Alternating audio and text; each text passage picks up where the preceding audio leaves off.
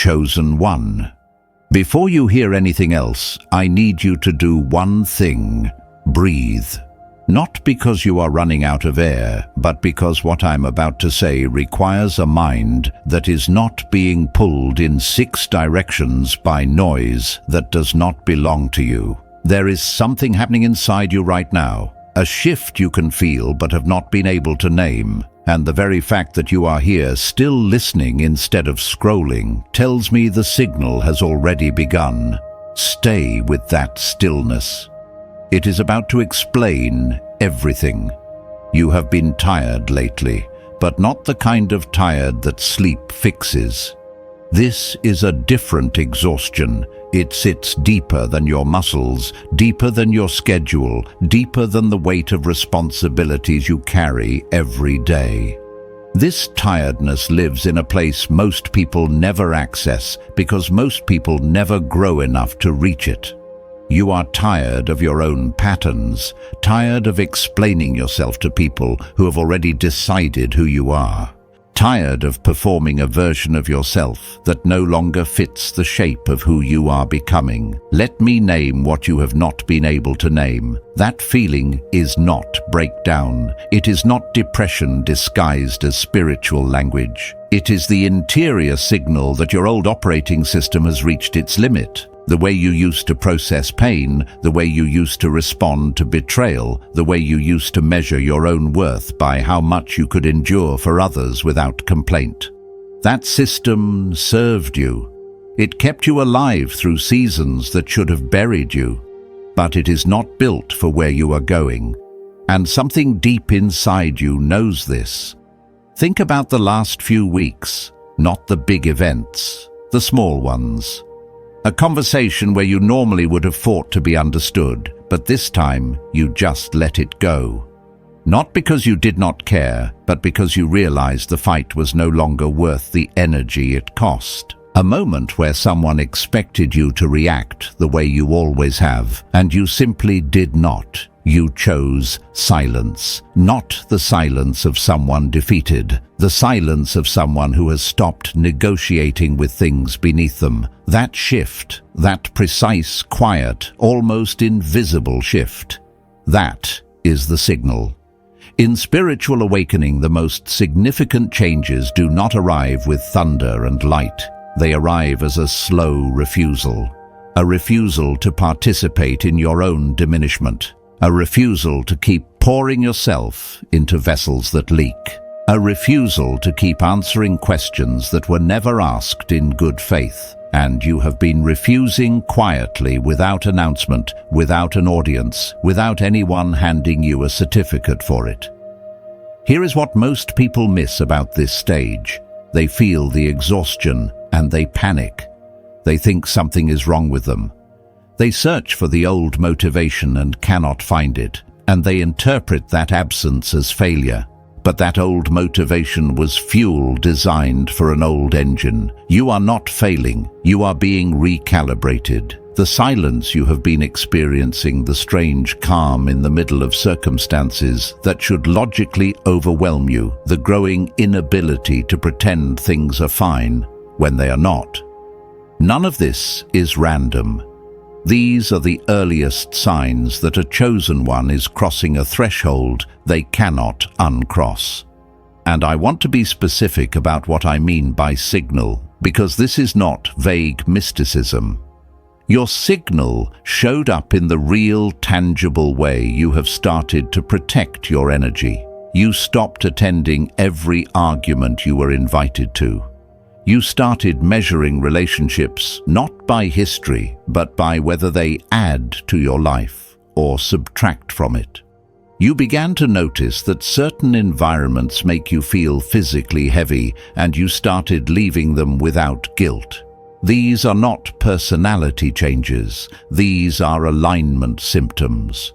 Your spirit is reorganizing your life before your mind catches up. The reason this matters, the reason I need you to understand this before we go any further, is because what comes next in your journey requires a foundation. And that foundation is not built on motivation or willpower or positive thinking. It is built on the kind of bone-deep clarity that only comes after you have been stripped of everything that was never really yours to begin with. The relationships that drained you, the roles you played to keep peace, the identity you wore because someone else handed it to you before you were old enough to choose your own. You have been shedding, quietly, painfully, without recognition. And that shedding is not loss. It is architecture. Everything falling away right now is falling away on purpose, making room for a structure your current eyes cannot yet see, but your spirit has already approved the blueprint for.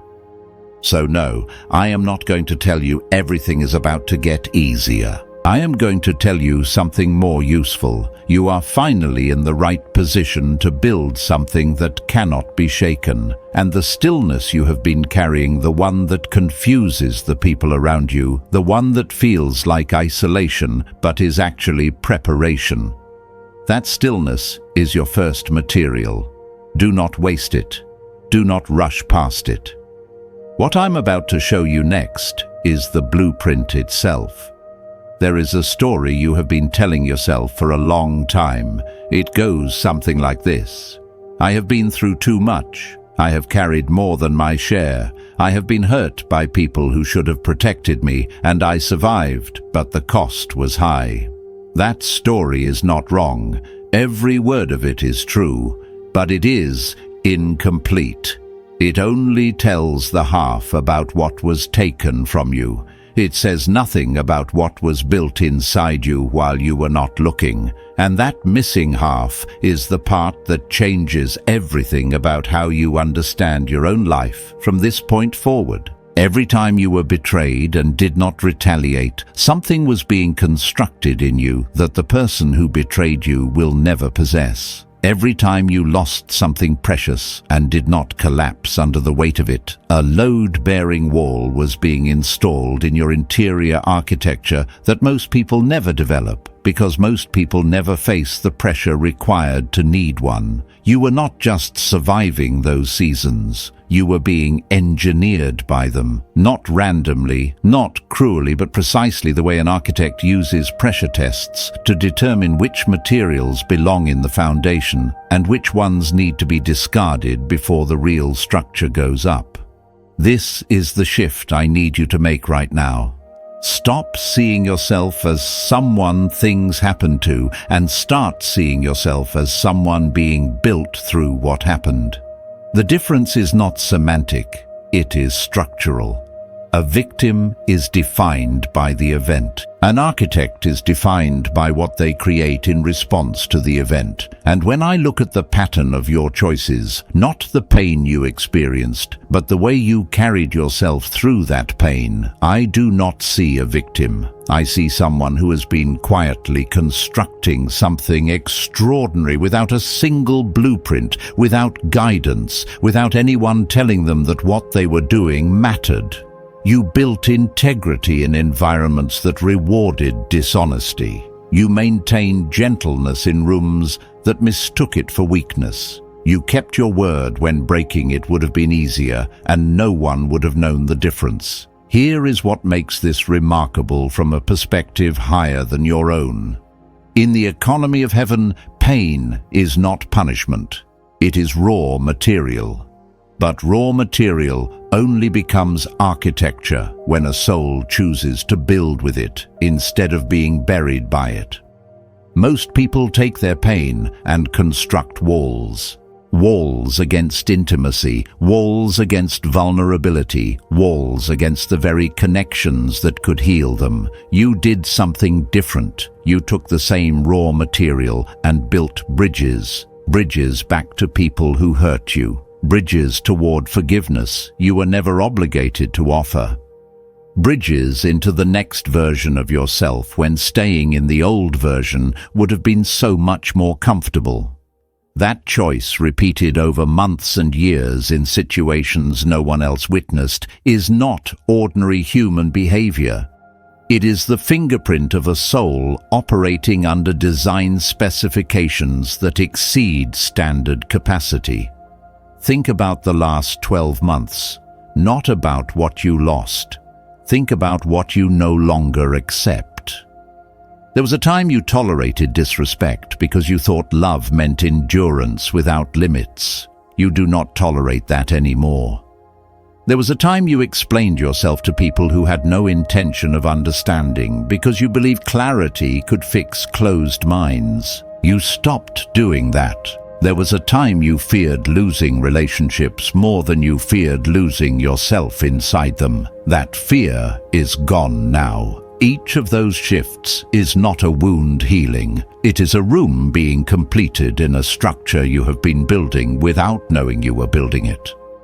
The blueprint was never in your hands. It was always in the hands of something wiser than your conscious mind, something that saw the finished version of you before the first brick was laid and has been engineering every loss, every silence, every unanswered prayer toward that completion. You are not broken. You are mid-construction. And the reason everything feels unsettled right now is because you are standing inside an unfinished building, looking at exposed beams and concrete dust, and thinking, this is chaos. It is not chaos. It is progress. The architect does not apologize for the mess during construction. The architect knows what the finished structure looks like. And the first thing every architect does before raising walls is clear the ground completely. That is your next step. Not building yet. Clearing, reclaiming every piece of your energy that is currently scattered in places that will never be part of the finished design. Most people understand silence as the absence of something. The absence of noise, the absence of conversation, the absence of action. But that is not the silence I am talking about.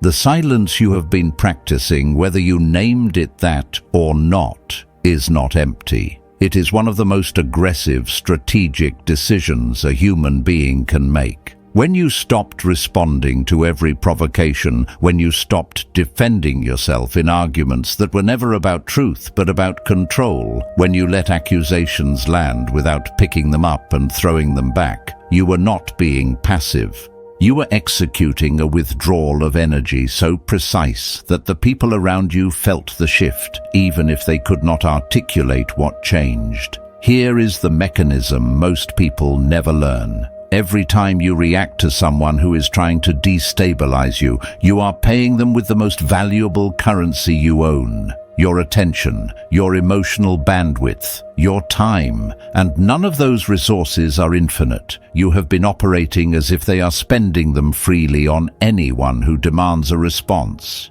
and then wondering why you feel hollow at the end of the day with nothing left for the things that actually matter to you. That pattern ended recently. Maybe you did not declare it out loud. Maybe there was no dramatic moment where you announced that things would be different now. But somewhere in the last few weeks or months, something in you simply stopped paying. Not because you ran out of generosity. Because you finally calculated the cost and realized you had been subsidizing people and situations that were never going to give you a return. Let me explain what happens in spiritual terms when a chosen one goes quiet. In the invisible architecture of energy and attention, your silence does not register as weakness. It registers as a reclamation. Think of it as calling back every thread of yourself that you had left in other people's hands. Every conversation where you over-explained your boundaries and they negotiated them down anyway. Every relationship where you kept giving access to someone who used it to study your vulnerabilities rather than to support your growth.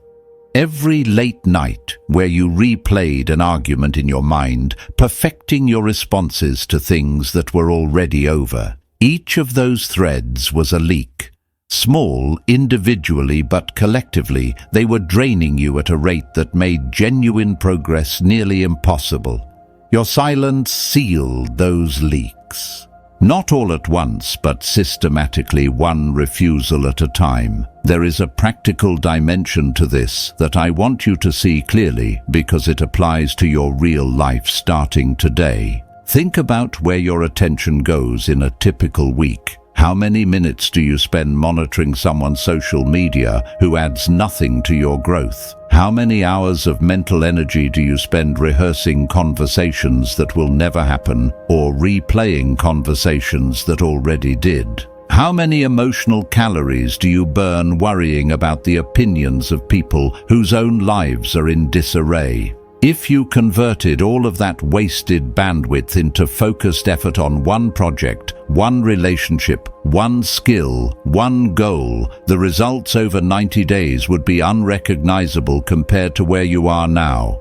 That is not inspiration. That is arithmetic. And the silence you have been practicing is the first step in that equation, because silence is not just the absence of noise. It is the redirection of everything that noise was consuming. I want you to notice something that has already started happening as a result of this shift. There is a peace sitting in you that does not match your circumstances. Logically, based on what you are dealing with right now, you should be more anxious than you are. You should be losing sleep. You should be spiraling, but you are not. There is a steadiness in you that showed up without invitation, and it has confused you because nothing external changed to justify it. That peace is not denial. It is not emotional numbness dressed up as spiritual maturity. It is the direct result of reclaimed energy beginning to circulate back through your own system instead of bleeding out into situations that were never yours to fix. You pulled your resources back, and your body and spirit responded by stabilizing in a way they could not when you were hemorrhaging attention in every direction. This is your new baseline, not the chaos. Not the reactivity, not the constant state of alert that you mistook for normal life because it was all you had known. This calm, this strange and unfamiliar steadiness, this is what it feels like when a chosen one stops funding their own depletion and starts investing in their own construction. And now that the foundation is quiet and the energy is returning, the next step is learning where to place the walls. Not walls of isolation, walls of intention. Boundaries that do not keep the world out, but keep the wrong parts of the world from accessing what you have spent so long rebuilding. The heaviest weight you are carrying right now did not come from anything that is currently happening in your life. It came from a conversation that already ended a decision that was already made a person who already left. And yet your mind keeps returning to it like a pilgrim visiting a shrine that stopped being holy a long time ago. You replay the moment. You rehearse what you should have said. You reconstruct the argument with better lines, sharper delivery, the perfect response that would have made them finally understand what they did to you. But they are not in that room anymore. You are the only one still sitting there paying rent on a space that produces nothing but exhaustion. This is the first boundary that matters, and it has nothing to do with other people. It has to do with the tenancy agreements you have allowed inside your own mind. Every recurring thought about a past wound that brings no new information is not processing. It is occupation. It is a squatter living in mental real estate that was designed for creation, for strategy, for the kind of forward-facing clarity that turns chosen ones into builders. And you've been tolerating these squatters because somewhere along the way, someone told you that revisiting pain is the same as healing it. It is not. Healing requires movement. Revisiting without movement is just ritual suffering dressed in the language of self-awareness. Let me draw a line that most people never draw. There is a difference between understanding your wound and living inside it. Understanding means you look at what happened, extract the lesson, identify the pattern that led you there, and then you use that information to make sure you never stand in that same position again. Living inside it means you keep touching the wound to make sure it still hurts. And when it does, you feel a strange comfort because at least the pain is familiar. Familiarity is not the same as safety, and comfort is not the same as growth. The moment you can look at a memory that once destroyed you and feel nothing but quiet recognition, not numbness, but genuine neutrality, that is the moment the wound has been fully processed and you are free to stop visiting it. Here is a practical test you can apply starting right now.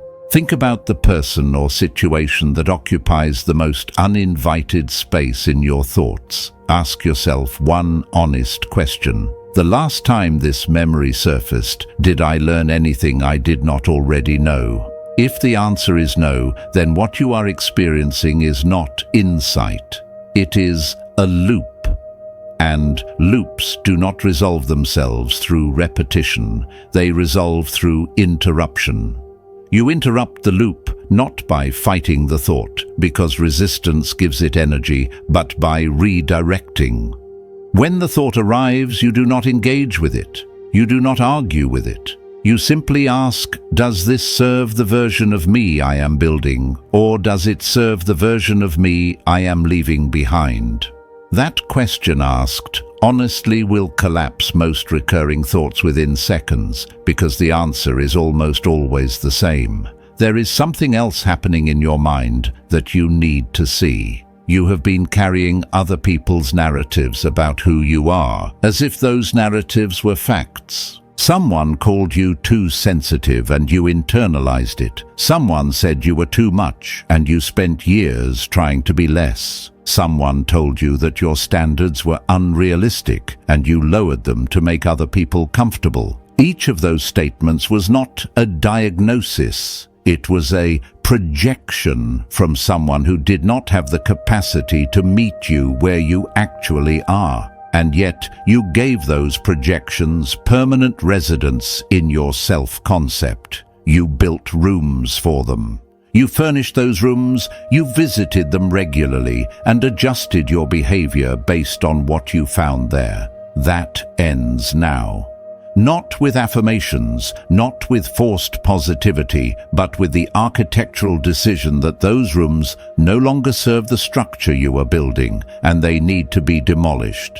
The mind of a chosen one is not a public park where anyone can set up camp. It is a private estate with selective entry. What you allow to occupy your thoughts will determine the quality of every decision you make, every relationship you enter, every opportunity you recognize or miss. You have spent years letting external voices dictate your internal landscape.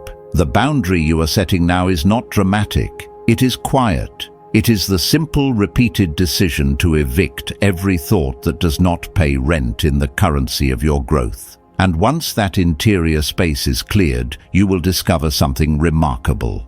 The clarity you've been searching for was never missing. It was just buried under the noise of minds that were never qualified to speak into your life in the first place. Now that the interior has been cleared, I need to show you where most of the energy you have been reclaiming is still leaking out without your awareness. It is not through your actions, it is not through your decisions, it is through your mouth. Specifically through words you speak that serve no strategic purpose, but cost you more than you have ever calculated. Every sentence you release into the world carries a portion of your energy with it, and most people treat words as if they are free. They are not. They are withdrawals from an account that funds your clarity, your influence, and your capacity to build. And you have been making withdrawals you cannot afford. There are 3 specific patterns of speech that have been draining you, and I need you to identify which ones you are still running. The first is over-explanation. This is when you say no to something and then immediately attach 4 reasons why, as if your no requires a defense brief to be considered legitimate. Every reason you add after the initial no is not clarification. It is an invitation for the other person to find the weakest reason and negotiate against it. You do not owe explanations for your boundaries. The explanation is the boundary itself. When you say no and then stop talking, the silence that follows is not uncomfortable. It is authoritative. It communicates something that no amount of justification can match, which is that your decision does not require anyone else's approval to stand. The second pattern is unfiltered venting. There is a difference between processing pain with a trusted person who has the capacity to hold it and dumping emotional weight onto whoever happens to be nearby because the pressure became too much to carry alone. The first is healing. The second is a transaction where you trade long-term respect for 5 minutes of relief. Think about the last time you shared something deeply personal with someone who did not earn that level of access. Remember how it felt in the moment, lighter, like exhaling after holding your breath too long. Now remember how it felt 3 days later when you realized they did not hold what you gave them with the care it deserved. That sinking feeling was not embarrassment. It was the recognition that you gave sacred information to someone operating at a frequency too low to honor it. Not everyone who asks how you are doing has the clearance to receive an honest answer. The third pattern is premature announcement. This is when you tell people what you are about to do before you have done it. You share the business idea before the first dollar is earned. You talk about the change you are making before the first week of discipline is complete. You describe the future you are building before the foundation is poured. And every time you do this, something subtle but devastating happens. Your brain receives a small dose of the satisfaction that should only come from completion, and that dose reduces your drive to actually follow through. You get the emotional reward of achievement without the actual achievement, and over time, this pattern trains you to be someone who talks about building rather than someone who builds. The chosen ones who create real impact in this world share results, not intentions. They let the work announce itself because work that speaks for itself does not need a spokesperson. Here is the deeper principle underneath all 3 of these patterns. Your words carry frequency. This is not metaphor. When you speak with intention, when every sentence is chosen rather than reactive, the weight of what you say increases. People lean in, rooms shift, decisions change direction. But when you speak constantly, filling every silence with sound, because stillness makes you uncomfortable, your words become background noise. They lose gravitational pull. The people around you stop listening not because they do not care, but because you have trained them to understand that most of what you say is filler rather than substance. You have seen this yourself in rooms where one person talks endlessly and another barely speaks at all. When the quiet one finally opens their mouth, everyone stops. That is not personality. That is the physics of scarcity applied to communication. What is rare is valued. What is abundant is ignored. Starting this week, I want you to notice something. Count the number of sentences you speak in a day that, if removed entirely, would change nothing about your life or anyone else's. That number represents the exact volume of energy you are currently giving away for free, not investing, not building with, giving away to empty air. The boundary you are setting with your speech is not about becoming cold or distant or withholding. It is about becoming precise. It is about honoring the power that lives in your voice by refusing to dilute it with words that carry no weight. And once your words become rare enough to be valuable, you will discover that the world responds to what you say very differently than it did when you were saying everything to everyone all the time. You have cleared the mind. You have disciplined the mouth. Now comes the boundary that will cost you the most and return more than the other two combined. It is the boundary around who gets to stand close to you, not who you love, not who you have history with, not who shares your blood or your memories, who gets access. Because love and access are not the same thing, and confusing them is the most expensive mistake a chosen one can make. You can love someone from a distance that protects both of you. You cannot give someone unlimited access to your inner world and expect to remain whole when they do not handle it with the reverence it requires.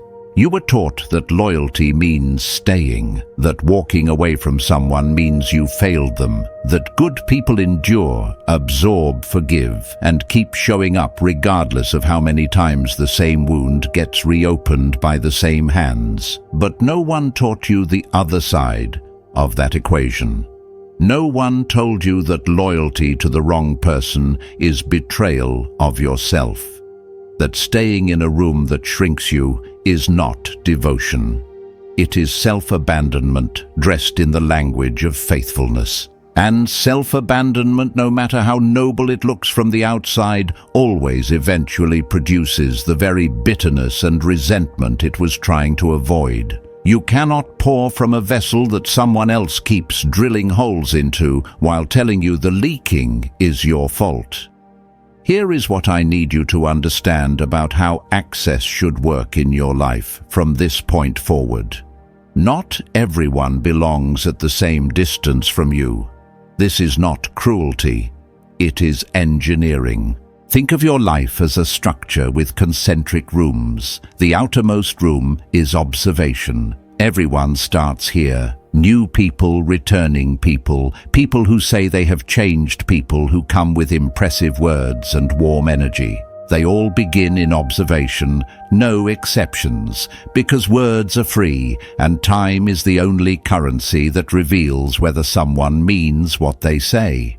You watch. You notice how they treat people who offer them nothing. You notice whether they remember details that matter to you or only details that matter to them. You notice the gap between what they promise and what they deliver when no one is holding them accountable. The middle room is collaboration. These are people who have passed observation and proven through repeated, consistent behavior that they are safe to work alongside. You share goals with them, strategies, professional trust. They see your public architecture. They do not see the foundation. They know what you are building, but not what it cost you to clear the ground. This is not dishonesty. It is wisdom. Not everyone who earns your respect has earned your vulnerability. Those are different currencies requiring different levels of proof, and the fastest way to get hurt again is to give both to someone who only qualified for one. The innermost room is sanctuary. 2 people, maybe 3, rarely 4. These are the ones who have seen you at your lowest frequency and did not use it against you. They told you truth when it was easier to tell you comfort. They stayed when staying cost them something. They held your secrets as if those secrets were their own, not because of obligation, but because they understood that what you gave them was sacred. If you cannot name at least one person who meets these criteria, that is not a deficiency in your life. It is information. It tells you that the innermost room has been occupied by people who did not belong there, and the emptiness you feel now is not loneliness. It is the room being prepared for someone who will actually honor what it means to stand that close to you. There is something you've already been experiencing that confirms this restructuring is underway. Relationships have been ending without dramatic confrontation. People who were fixtures in your daily life have quietly drifted. Conversations that used to flow have become shallow and strained. You did not cause this. You did not push them away. What happened is simpler and more precise than that. Your frequency shifted, and the connections that were calibrated to your old frequency can no longer maintain signal. This is not loss. It is divine reorganization. The same intelligence that is clearing your mind and disciplining your speech is now editing your relational landscape, removing what cannot survive the altitude you are ascending to, and creating space for alliances that match where you are going rather than where you have been. Do not grieve what is being removed. Do not chase what is walking away. And do not apologize for outgrowing rooms that were never designed to contain the fullness of what you are becoming. The architect does not keep scaffolding standing after the walls are up. The scaffolding served its purpose. Let it fall. What remains after the clearing is not emptiness. It is capacity.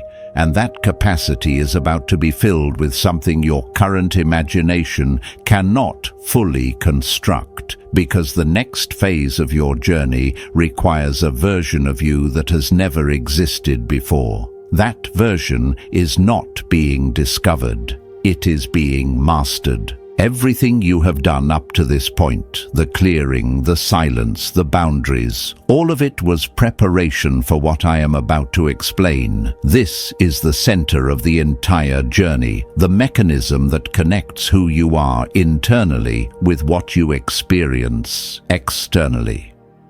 And I need you to hear this without the filter of anything you have been taught before about manifestation or positive thinking or spiritual attraction, because what I am describing is not wishful philosophy. It is operational physics. The frequency at which you operate internally determines the quality of what you encounter externally. Not because the universe is a vending machine that rewards good thoughts, but because the state of your interior life changes the way you perceive, decide, and move through every situation you encounter. And perception, decision, and movement are the three engines that produce every result in your life, without exception. Let me make this concrete, because this is where most spiritual teaching fails. It stays abstract. It talks about vibration and energy and alignment without ever connecting those ideas to the Tuesday morning meeting where your career is actually being shaped. So here is the connection. Two people sit in the same job interview, same qualifications, same experience on paper. One of them walks into that room carrying an internal frequency of scarcity. They need this job. They need the validation. They need someone across the table to confirm that they are enough. And every word they speak, every gesture they make, every answer they give is subtly flavored by that need. The interviewer cannot name what they are sensing, but they sense it. The other person walks into the same room carrying an internal frequency of sufficiency. They want this role, but they do not need it to feel complete. Their identity is not on the table. Their worth is not contingent on the outcome. And that groundedness, that quiet stability transmits through everything they say and do, without them having to perform confidence. The room feels different when they are in it. The interviewer leans forward instead of back. The conversation flows instead of interrogates. Same room, same questions, same qualifications. Different frequency, different outcome. This is not theory. This is the mechanism operating in your financial life, your professional life, and every negotiation you will ever enter. The person who can walk away from a deal always negotiates better than the person who cannot. The person whose self-worth is internally sourced always interviews better than the person who needs external confirmation. The person who operates from calm in the middle of a crisis always makes decisions that the person operating from panic will regret not making. Every principle you have been building, the reclaimed energy, the disciplined speech, the restructured relationships, they were not just spiritual exercises. They were the construction of an internal frequency that will change the material outcomes of your life in ways that look like luck to people who do not understand what they are really seeing. Now, I need to correct a dangerous misunderstanding before it takes root. Mastery does not mean you stop feeling. It does not mean you become stone. It means you create a space between what you feel and what you do about it. And in that space, you exercise the most powerful form of authority a human being can possess: the authority of choice. You feel the anger, and you choose not to let it dictate your next sentence. You feel the fear, and you choose not to let it dictate your next decision. You feel the grief, and you choose not to let it dictate your next year. The emotions are real. The mastery is in what you do with them after they arrive. And this mastery translates directly into financial intelligence. Think about every poor financial decision you have ever witnessed in your own life or someone else's. How many of those decisions were made in an emotional state? The panic sale, the revenge purchase, the impulsive investment driven by fear of missing out. The business partnership entered because loneliness made bad company look like good strategy. Every one of those decisions was the result of someone allowing their emotional frequency to override their operational clarity. You are no longer that person. Not because you read something inspiring, but because you have been doing the interior work that separates people who understand mastery intellectually from people who embody it structurally. The boundaries you set in your mind removed the noise. The boundaries you set in your speech removed the leaks. The boundaries you set in your relationships removed the interference. What remains is a signal so clean, so uncontaminated by external static, that reality has no choice but to respond to it differently than it responded to the version of you that was broadcasting chaos and calling it normal. You are not hoping for different results anymore. You're operating at a frequency that produces them, and the evidence has already started showing up in ways you're only beginning to connect to this internal shift. Now, I need to show you the part that most spiritual teaching deliberately avoids because it makes people uncomfortable: the connection between internal mastery and external power. Not power over others, power of positioning. The kind of power that determines whether you spend your life responding to circumstances or whether circumstances begin responding to you. Because everything you have built internally, the silence, the boundaries, the emotional sovereignty, none of it was designed to stay internal. It was designed to overflow, and overflow, when it comes from a foundation this solid, does not look like force. It looks like gravity. People, resources, and opportunities begin moving toward you, not because you chased them, but because you became the most stable object in the room, and stability attracts everything that instability repels. Let me show you how this works in the environment where it matters most, the environment where money and influence are actually distributed. Watch any organization closely enough, and you will notice a pattern that has nothing to do with talent and everything to do with frequency. The person who gets promoted is rarely the loudest, rarely the most political, rarely even the most skilled. It is the person who remains consistent when everything around them is shifting. The person whose emotional state does not fluctuate based on who is in the room or what crisis landed on the desk that morning. Leadership does not flow toward competence alone. It flows toward composure. And composure is not something you perform, it is something you radiate when your interior architecture has been built to withstand pressure without cracking. You have been building that architecture for chapters now. The external world is about to start reflecting what you've constructed. There are two fundamental approaches to creating results in the material world, and most people are trapped in the wrong one. The first is pursuit. You identify what you want, and you chase it. You chase the promotion, the client, the relationship, the recognition, and sometimes you catch it. But even when you do, you catch it exhausted, depleted, and immediately anxious about losing it, because the energy of pursuit never converts into the energy of peace. The second approach is overflow. You do not chase. You build internally until what you carry exceeds the capacity of your current container and begins spilling into your external environment naturally. The promotion finds you because your composure in crisis made you the obvious choice before your name was even discussed. The client chooses you because something about your presence communicates trustworthiness that your competitor's pitch deck cannot replicate. The relationship arrives because you stopped performing availability and started embodying wholeness, and wholeness is the most attractive frequency a human being can carry. This is directly connected to every dollar that will flow toward you or away from you in the coming season. People who operate from internal scarcity make financial decisions rooted in fear. They accept offers beneath their value because they are afraid nothing better is coming.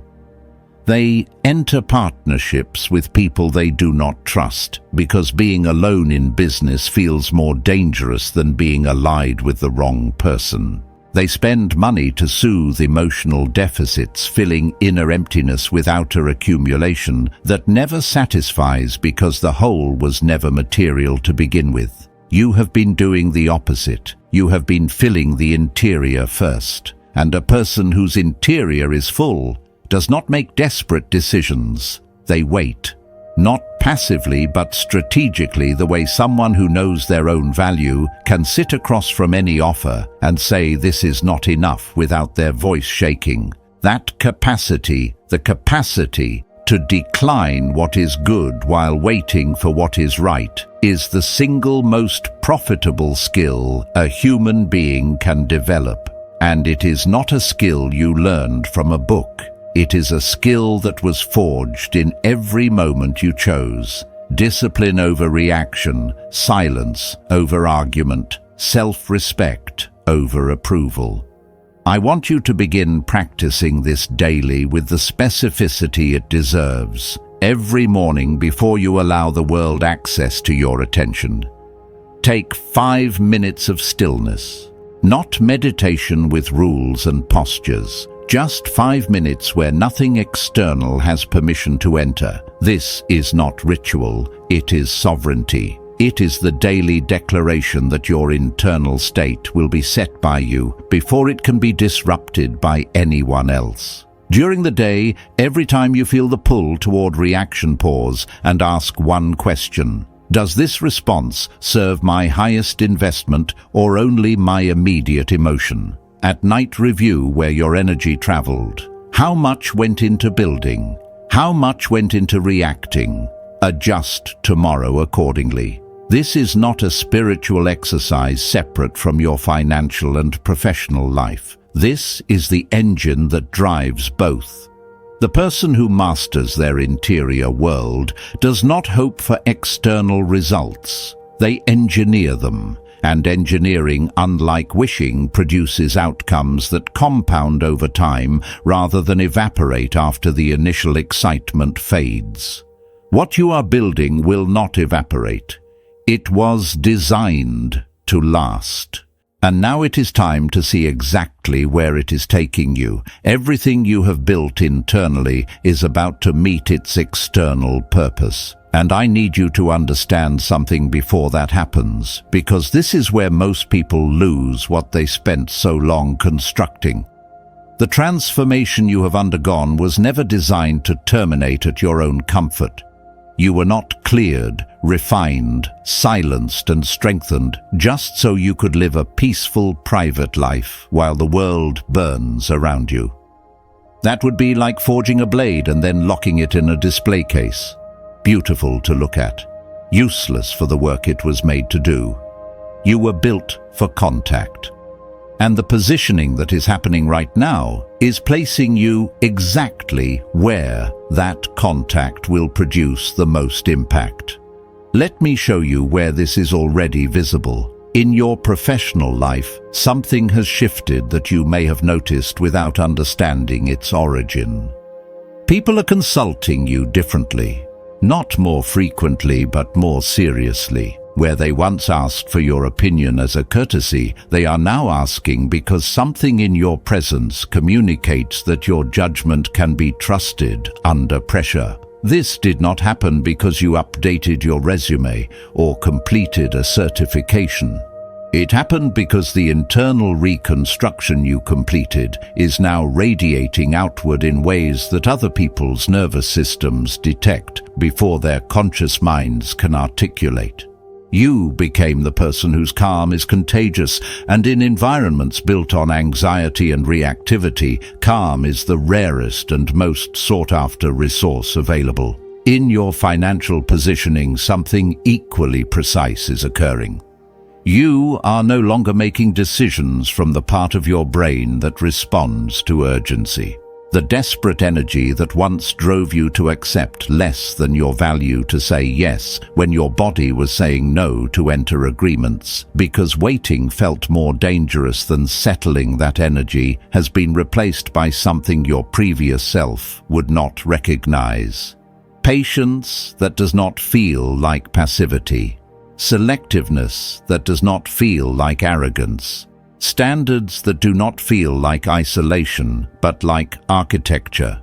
You are building your financial life the same way you rebuilt your interior, with boundaries, with intention, with the understanding that what you refuse defines you more accurately than what you accept. But here is the part that elevates this beyond personal success. You are being positioned not just for your own advancement, but as evidence, living, breathing, walking evidence that a human being can go through what you went through and come out not bitter, not broken, not diminished, but restructured into something more powerful than the original design. In the weeks ahead, people are going to appear in your life who are standing exactly where you stood 12 months ago. They will not ask you for advice directly. They will watch you. They will study how you handle pressure, how you respond to disrespect, how you carry yourself when no one is applauding. And what they see will either confirm or deny the possibility of their own transformation. You do not need to preach to them. You do not need to teach them. Your life lived at the frequency you have cultivated will do the teaching without you opening your mouth. This is the deeper meaning behind the title of this message. Your stillness speaks louder than you realize. It speaks to the anxious colleague who watches you navigate a crisis without raising your voice. It speaks to the friend who notices you no longer chase people who walk away. It speaks to the stranger who sees something in your eyes that they cannot name but desperately want to understand. You're not just living your life anymore. You're broadcasting a frequency that gives other people permission to believe that peace under fire is not a myth, but a skill, not a gift reserved for the spiritually elite, but a structure available to anyone willing to pay the construction cost. You paid it. And now, without trying, without performing, without even being fully aware of it, you are becoming the blueprint someone else needs in order to start building their own. I started this message by asking you to breathe. You did. I asked you to stay. You stayed. I asked you to sit with stillness instead of scrolling past it. And here you are at the end of something that most people would have abandoned in the first 3 minutes because the silence made them uncomfortable. But silence does not make you uncomfortable anymore. That fact alone is the evidence. Not the words I have spoken, not the frameworks I have outlined, not the strategies or the boundaries or the principles. The evidence is you, sitting here, unchanged by the noise outside this moment, present in a way that the version of you from a year ago could not have sustained. Let me tell you what this means with the specificity it deserves. You did not just listen to a message. You demonstrated the very quality this entire message was describing. The capacity to remain still when everything in modern life is engineered to make you move, react, click, scroll, respond. You chose depth over distraction. You chose completion over convenience. And that choice, invisible to everyone except you and whatever is watching from beyond what your eyes can measure, is the same choice you have been making in every area of your life. The choice to finish what you start. The choice to stay when staying is harder than leaving. The choice to build quietly in a world that only rewards what is loud. I am not going to tell you that everything will be easy from here. That would be a lie, and you have outgrown the need for comfortable lies. What I will tell you is that the difficulty ahead is different from the difficulty behind. The difficulty behind was designed to break you down into raw material. The difficulty ahead is designed to test the integrity of what was built from that material. These are not the same experience, even though they may occasionally feel similar. The difference is in you. You are not the same person who entered those past fires. You are the person who walked out of them carrying architecture instead of ashes. And architecture does not crumble under the same pressures that destroy loose sand. There will be days when the old patterns call you back. Days when reaction feels more natural than response. Days when the silence feels like loneliness instead of sovereignty. Days when you look at everything you have been building internally and wonder if any of it will ever materialize in the external world. On those days, I need you to remember one thing. You did not feel the foundation being poured when it was happening. You did not hear the walls going up while they were being constructed. Every critical phase of this rebuilding happened below the level of your conscious awareness, in choices so small they did not feel significant, and in refusals so quiet they did not feel powerful, but they were. Every single one of them was a brick, and the structure they built is the one you are standing in right now, wondering when the breakthrough will come, not realizing that the breakthrough is not a future event. The breakthrough is the person you already became while you were waiting for it to arrive. Chosen One. That is not a title I use to flatter you. It is a description of what your own choices have made you. You chose differently when the world gave you every reason to choose the same. You chose grace when bitterness was free and forgiveness was expensive. You chose silence when noise would have been easier and applause would have followed. You chose to rebuild when burning it all down required less effort and no one would have blamed you for walking away. Those choices were not accidents, they were architecture. And the architect who made them is no longer wondering whether the building will stand. The building is already standing. You are already inside it. The only thing left is to live from it instead of looking for it. If something in this message reached a part of you that you do not normally let the world see, then let that be enough. You do not need to explain it. You do not need to justify why it resonated, but if you want to leave a mark that says, "I was here, I heard this, I recognized myself in it," then leave a word, just one, whatever comes to mind. Those who have walked this same road will understand it without explanation. And if someone in your life is standing where you once stood, carrying what you once carried, send this to them, not as advice, as companionship. Sometimes the most powerful thing you can offer someone in the dark is not a flashlight, but the proof that someone else made it through without one. Subscribe if you intend to continue, not for content, for contact, for the ongoing reminder that your stillness was never weakness, it was preparation. And what it prepared you for has already begun.